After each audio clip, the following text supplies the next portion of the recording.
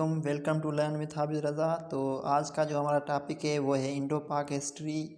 और इस इंडो पाक हिस्ट्री में हम जो है 1905 से लेकर और जो है 1947 तक, जब तक पाकिस्तान आज़ाद हुआ था, तो जो मोस्ट इम्पोर्टेंट जो इवेंट्स थे तो वो मैंने जो है इंक्लूड किए हैं। तो आज हम वो पढ़ेंगे। तो सबसे पहले जो मेजर इवेंट्स था तो वो अभी 1905 से लेकर 1947 तक है। तो फर्स्ट हमारा 1905 में जो था वो बंगाल सेपरेट हुआ था। और जब ईस्ट और वेस्ट पाकिस्तान था तो दो हिस्से पाकिस्तान के थे। एक जो जहाँ पर हम रहते हैं जिसको सिंध बोलते थे वो पाकिस्तान हुआ, और इसका जो ईस्ट वाला हिस्सा था वो बंगाल की तरफ हुआ था। ये जो इवेंट्स हुआ था ये सेपरेट हुआ था 1905 में। बंगाल पहले बंगाल था और जो अब है वो बांग्लादेश हो गया है। तो ये सेपरेट हुआ था। और इसका ये भी आता है कि ये जो 1905 में जो हुआ था इसके बाद ये रिजेक्ट किया गया था। उसके बाद दूसरा इवेंट से 1906 में जो मुस्लिम लीग वाज फॉर्मड, जो मुस्लिम लीग थी वो स्टार्ट हो गई थी 1906 में। उसके बाद जो नेक्स्ट इवेंट है वो है 1909 में। तो 1909 में मिंटो मॉरल रिफॉर्म हुआ था, ये भी एक मूवमेंट थी। तो मैं कोशिश करूँगा कि टाइम नहीं है मेरे, तो मैं जो है मूवमेंट जो है वो मैं डीपली नहीं पढ़ूँगा। अगर टाइम होगा तो मैं आपको समझाऊँगा, लेकिन जो मेन चीज़ें हैं वो तो मैं आपको हिंट देता जाऊँगा। तो जो 1909 में जो है मिंटो मॉरल रिफॉर्म हुआ था, ये ब्रिटिश का एक था गवर्नर। और उसके बाद जो आता है ये 1913 में मोहम्मद अली जिन्ना कायद आज़म जो थे तो उन्होंने मुस्लिम लीग ज्वाइन की थी, जो कि मैंने आपको ऊपर बताया कि फ़र्स्ट 1906 में इसकी परफॉर्मेंस शुरुआत हो गई थी। उसके बाद हमारा आता है 1913। तो 1913 में एक्सीडेंट ऑफ कानपुर हुआ था। ये कानपुर जो था इंडिया का एक इलाका था, वहाँ पे एक इवेंट हुआ था, तो वो भी जाना जाता है 1913 में एक्सीडेंट ऑफ कानपुर। उसके बाद 1914 में जो है हमारी वर्ल्ड वार जो फर्स्ट थी वो शुरू हो गई थी। तो 1914 में वर्ल्ड वार भी शुरू हो गई। उसके बाद 1916 आ गया, तो 1916 में हमारा लखनऊ पैक्ट हुआ था। उसके बाद हमारा आता है 1918 में वर्ल्ड वार वन की एंड हो गई थी। तो जो है 1914 और 1916 तो ये टोटल 5 साल चली थी, 6 साल 4 साल ये चली थी। उसके बाद आता है तो जब वर्ल्ड वार जो थी तो उसके हिसाब से जो है खिलाफत मूवमेंट स्टार्ट हो गई थी। जो भी हमारे जो है टर्किश कंट्रीज़ थी या सऊदी अरबिया थी, इस्लामिक कंट्रीज़ जो थे उनके जो भी अहबाब थे तो उन्होंने जो है खिलाफत मूवमेंट जारी की थी। तो ये भी मोस्ट इम्पोर्टेंट है। तो ये 1919 में मूवमेंट स्टार्ट हो गई थी against British, because they was fighting each other. So इस हिसाब से जो था हमने भी जो था प्रोटेक्ट करना था। तो ये खिलाफत जो थी हमने फाउंड किया थी। तो उसके बाद हमारा आता है 1919 में दूसरा वाक़या हुआ, वो था रिवोलेंट एक्ट। तो ये जो था ये अंग्रेज़ था उसका ही एक्ट हुआ था। उसके बाद हम आते हैं 1922। तो 1922 में जो हमारा वाक़या हुआ था वो अल्लामा इकबाल ने ज्वाइन किया था मुस्लिम लीग को। जो हमारी मुस्लिम लीग थी तो वो तो 1906 में जब स्टार्ट हुई तो आराम आराम से जो भी थे हमारे कायद जो थे तो वो इंक्लूड होते जा रहे थे। तो अल्लामा इकबाल ने भी 1922 में जो था मुस्लिम लीग को ज्वाइन किया था। उसके बाद हम नेक्स्ट आते हैं 1922 में, तो एक्सीडेंट ऑफ छोरा छोरी। तो ये भी एक वाक़या हुआ था छोरा छोरी का। और उसके बाद हम आते हैं 1923 में। तो 1923 में जो वाक़या हुआ था वो लियाकत अली ख़ान ने ज्वाइन की थी मुस्लिम लीग को। तो 1923 में जो था मुस्लिम लीग को लियाकत अली ख़ान ने ज्वाइन किया था, जिसका आगे जाकर बहुत रिवार्ड हुआ था। उसके बाद हमारा साइमन जो है कमीशन 1927 में। तो 1927 में जो है साइमन कमीशन हुआ था। उसके बाद हम आते हैं 1927 में। तो 1927 में जो प्रपोज़ल दिल्ली की तरफ से दिए गए थे तो ये हुआ था। फिर हमारा आता है 1928 में। तो 1928 में जो नेहरू रिपोर्ट थी वो जो नेहरू ने जो सेटिंग की थी तो उसकी जो रिपोर्ट पेश हुई, तो उसके बाद जो हमारे जो कायद थे कायद आज़म मोहम्मद अली जिन्ना, तो उनको जो थे उनको बात समझ में नहीं आई और उसने जो था कहा कि ये ज़्यादती नहीं होगी। और उसने जो अपनी जितनी भी लॉ और कानून थे तो उनको मद्देनज़र रखते हुए तो उन्होंने 14 जो थे पॉइंट्स जो थे उन्होंने नेहरू के सामने रखे थे वहाँ पे।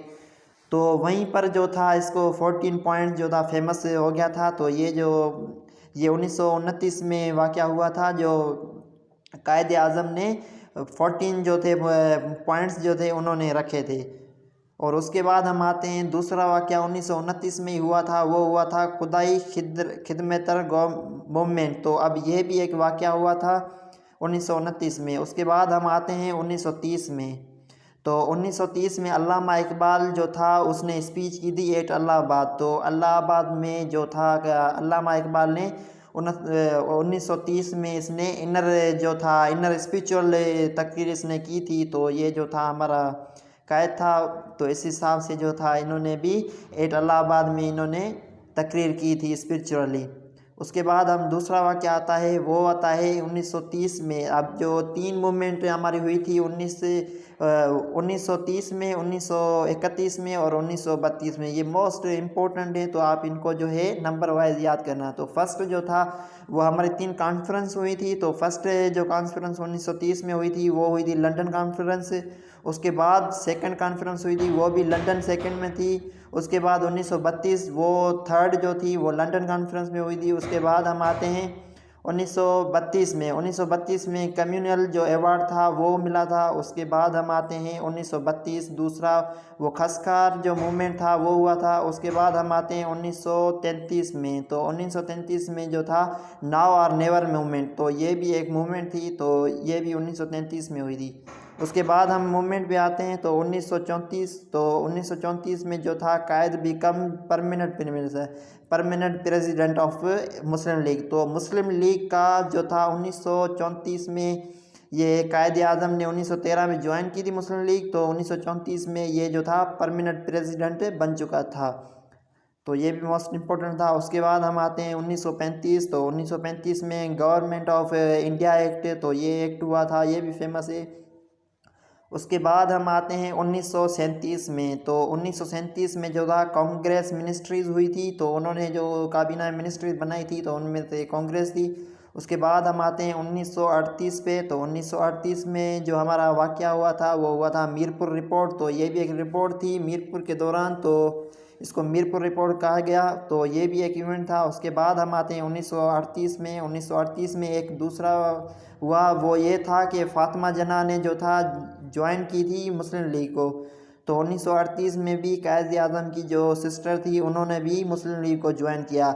हमारे जितने भी कायद थे वो मुस्लिम लीग को ज्वाइन करते गए, हालांकि सब ने अपना रोल प्ले किया था। उसके बाद हम आते हैं 1939 में। तो 1939 में दूसरी वर्ल्ड वार जो थी, वर्ल्ड लेवल पे जो वर्ल्ड वार लगी थी, जंग लगी थी, वो स्टार्ट हो चुकी थी, वो 1939 में हो चुकी थी। उसके बाद 1939 में ही गवर्नर जो थे कांग्रेस जो थी मिनिस्ट्रीज उन्होंने रिज़ाइन दे दिया था। तो मैं आपको बता दूं, मैंने पहले बताया कि उनकी ये हेल्ड हुई थी, अब उसके बाद ये रिज़ाइन हो चुकी 1939 में। तो 1939 में एक दूसरा वाक़या हुआ जिसको कहा जाता है डे ऑफ डिलीवरेंस। तो ये वाक़ा भी उन्हीं दिनों में हुआ था 1939 में। उसके बाद हम आते हैं 1940 में। तो 1940 में हमारा पाकिस्तान जो था लाहौर रेजोल्यूशन पास हुआ था। तो ये हुआ था 23 मार्च को। तो अब आते हैं हम आस्था जो अब 1942 थे। तो 1942 में जो क्रिप्स मिशन था, तो ये अंग्रेज़ का जो लास्ट वाले लीडर थे, तो उनकी जो इंतखाबात थे वो जो अपने जो सिलो ख़त्म होते जा रहे थे, तो ये क्रिप्स मिशन ये भी हुआ था। उसके बाद हम आते हैं 1942 में। तो 1942 में क्विट इंडियन मूवमेंट हुआ था, तो ये भी एक मूवमेंट थी। तो 1942 में ये हुआ। उसके बाद जो फेमस था वो 1945 में शिमला कॉन्फ्रेंस हुई, जिनमें जो थे सबके जो मुस्लिम लीग और उनके जो थे वो सामने जो भी शिकायतें वगैरह थी, जो भी सेटिंग थी, उन्होंने वहाँ पर शिमला कॉन्फ्रेंस में प्रेजेंट की। और उसके बाद जो 1945 में सेंट्रल इलेक्शन हुआ, उसके बाद इलेक्शन हुआ 45 में ही। तो उसके बाद जो था प्रोफेशनल इलेक्शन हुई जो 1946 में हुई थी। उसके बाद हमारा 1946 में हमारा जो था 40 में जो था 1946 में जो दिल्ली कन्वेंशन हुई थी, तो वो भी इन्हीं में दिनों में हुई थी 1946 में। उसके बाद हम आते हैं 1946 में हमारा कैबिनेट मिशन हुआ था। तो कैबिनेट मिशन भी जो था 1946 में हुआ था। उसके बाद हमारा लास्ट आता है पाकिस्तान, जो कि 1947 में जो था आज़ाद हुआ था। तो ये जो हिस्ट्री थी, तो मैं आपको यहाँ पर एक बात बताता चलूँ कि आप नोट करेंगे ये नंबर वाइज मैंने दी है, ताकि आपको सारे जो भी मूवमेंट थे नंबर वाइज सीक्वेंस में रिमेंबर हो जाएं, ताकि आपको मालूम हो कि कौन सी जो ईयर थे उनमें कौन से जो वाक़े हुए थे, जो मूवमेंट हुए थे। ये मोस्ट इम्पोर्टेंट है। अब आप जो भी टेस्टें निकालोगे 20 MCQs जिन भी टेस्टों में आते हैं इंडो पाक हिस्ट्री के, तो वो सारे इन्हीं में से आते हैं। अगर एक मरतबा इस वीडियो को आपने देख लिया और बार बार सुना या आपने कॉपी पे राइट किया और इनको मेमोराइज़ कर दिया, तो इंशाल्लाह कोई भी इम्तिहान हो आप एग्ज़ाम में 100% जो भी जीके इंडो पाक की हिस्ट्री होगी तो इंशाल्लाह आपके सारे MCQs सही होंगे। तो मुझे टाइम नहीं मिल रहा था, लेकिन मैंने कहा अगर 5 दिन हो गए मैंने कोई वीडियो अपलोड नहीं किया तो मैं ऐसा वीडियो अपलोड करूं ताकि जो रिकवरी जो पीछे वाली थी, इतने दिनों से कुछ मटेरियल नहीं था तो मैंने जो था अब इसमें सारा कलेक्ट करके आपको हाज़िर कर दिया है। तो ये था हमारा आज का वीडियो इंडो पाक हिस्ट्री। तो उम्मीद करता हूँ कि ये आपको फ़ायदा देगा। तो जज़ाकल्लाह।